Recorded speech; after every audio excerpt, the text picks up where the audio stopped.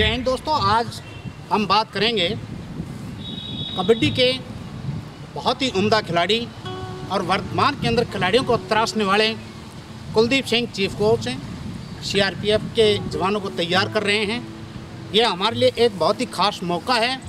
आज हम Asian gold medallist के साथ में बात करेंगे और ये मौका हमें मिला है हमारे बहुत ही दिलो अजीज़ भारत की शान और खेल को एक आसमान की ऊंचाई देने वाले नीरपुलिया, जिनकी बदौलत आज हमें एक और नायाब हीरे के साथ में बात करने का मौका मिल रहा है। तो मैं अपने हिंदुस्तान के साथ साथ पूरे विश्व के तमाम उन कबड्डी खिलाड़ियों को एक ऐसा बेहतरीन तोहफा देने जा रहा हूं ज्ञान ज्योति दर्पण के इस मंच के ऊपर। तो आइए हम बात करेंगे एक ऐसे उम्दा खिलाड़ी के साथ, ऐसे तराशने वाले कोच के साथ जो खिलाड़ियों को तैयार करते हैं और हिंदुस्तान के तिरंगे को विश्व के कोने कोने के अंदर फहराते हैं। तो स्वागत है कुलदीप जी आपका। तो आप हमारे दर्शकों को पहले तो अपना नाम परिचय ज़रूर दीजिएगा। नमस्कार सभी को। मैं डिप्टी कमांडेंट कुलदीप सिंह। इस वक्त मैं सीआरपीएफ के एक कोच मैनेजर में उसके साथ ही मैंने इंटरनेशनल लेवल तक अपनी कबड्डी को लेके गया हूँ और इसी में मेरा जीवन बचपन से लेकर आज तक इसी में। तो कुलदीप जी, मैं आपसे ये पूछना चाहूँगा, हमारे यहाँ पर लड़के और लड़कियों का जो खेल चल रहा है, आपने कहा कि आप जो लड़कियाँ हैं उनको तैयार करते हैं, तो हमारी जो नारी शक्ति है उसका क्या मतलब कि आप महसूस करते हैं कि हम कहाँ तक उसको देख पा रहे हैं? देखो, हमारे यहाँ देखेंगे हम कि नारी शक्ति एक ऐसी शक्ति से हम लोग आज तक थोड़ा सा उनके साथ पूर्णतः न्याय नहीं कर पाए हैं जी। लेकिन आज का समय, आज का दौर एक ऐसा दौर चल निकला है। कुछ चंद हमारी बेटियों ने इतना ऊंचा नाम रोशन किया है और मोटिवेट किया है सभी लड़कियों को कि वो आगे आएँ, हर स्तर पे, हर जगह, हर तरीके से अपने आप को, अपनी प्रतिभाओं को सामने लेके आएँ। उसी स्तर में कबड्डी जहां आज एक विश्व का लोकप्रिय खेल बन गया है, वहाँ हमारी बेटियों को, हमारी बच्चियों को अपने जीवन को बनाने के लिए, अपने भविष्य बनाने के लिए एक सुनहरा मौका है। और आज उसी स्तर पे कबड्डी सीआरपीएफ में भी अनेक जगह, अनेक डिपार्टमेंटों में इसकी शुरुआत हो चुकी है और इस बार हमने ऑल इंडिया पुलिस गेम में भी सिल्वर मेडल प्राप्त किया है। और अपने बच्चों को जिस तरीके से हम आगे भी बताएंगे कि वो अपना इसमें भविष्य देखें, आए इस खेल में और अपने आप को निखारें, संवारें और अपना भविष्य।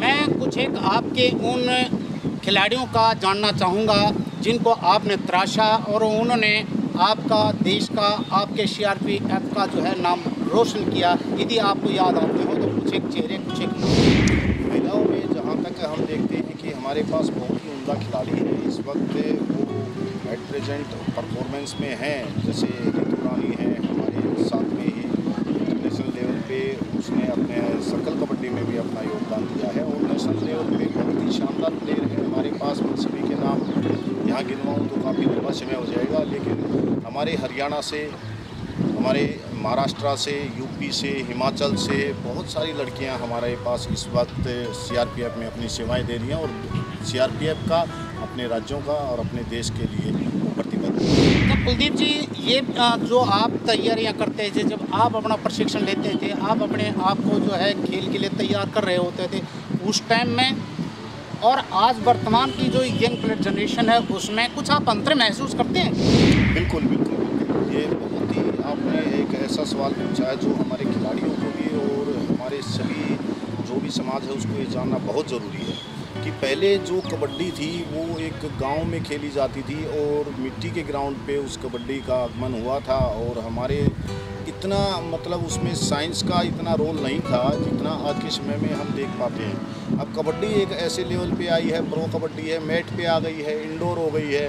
तो पहले में और आज में अंतर जहां आपने पूछा है कि कबड्डी पहले गांव में खेली जाती थी और एक गुत्थम गुत्था के समय से ये ऐसे प्रचलित थी कि एक शक्ति प्रदर्शन एक तरह से, लेकिन इसमें कोई बहुत ज़्यादा टेक्निक या स्पीड या इन चीज़ों का मिश्रण नहीं था। लेकिन आज का दौर एक ऐसा दौर आ गया है कि इंडोर हो गया, एक तो मैट पे खेली जाती है, बहुत स्पीड है, लोकप्रिय हो गई है पूरी। और साइंस इसमें काफ़ी हद तक इसके अंदर इंटर कर गया है।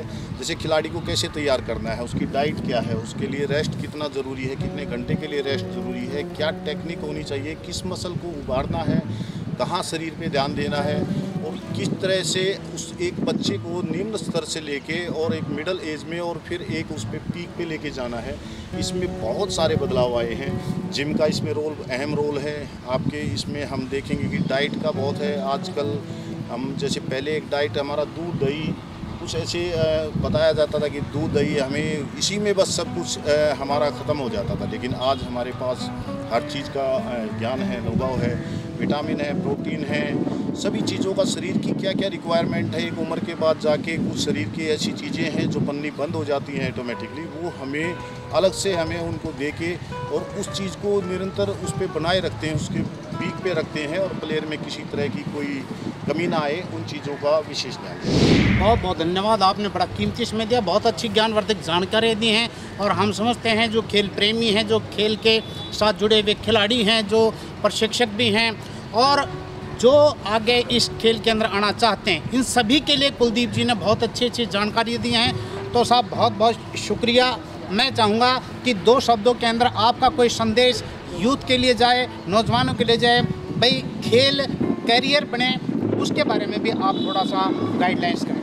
थैंक यू सर, जो आपने हमें समय दिया है और सभी के रूबरू करने का मौका दिया है, उसके लिए मैं आपका बहुत बहुत आभारी हूँ। दूसरा, हमारे जो भी हमारी यंग जनरेशन आज है, बच्चे हैं, बच्ची हैं, उनके लिए मेरा सीधा सा एक संदेश है, उनसे रिक्वेस्ट है कि वो आएँ, खेलों में आगे बढ़ के अपनी प्रतिभा को दबाएं नहीं, आगे लेके आएँ, इसमें अपने भविष्य को देखें और अपने माँ बाप का नाम रोशन करें, अपने गाँव का नाम रोशन करें, अपने स्टेट का और अपने देश के लिए अपने जी जान लगाएँ और वहाँ अपनी ख्याति प्राप्त करें। धन्यवाद सभी को।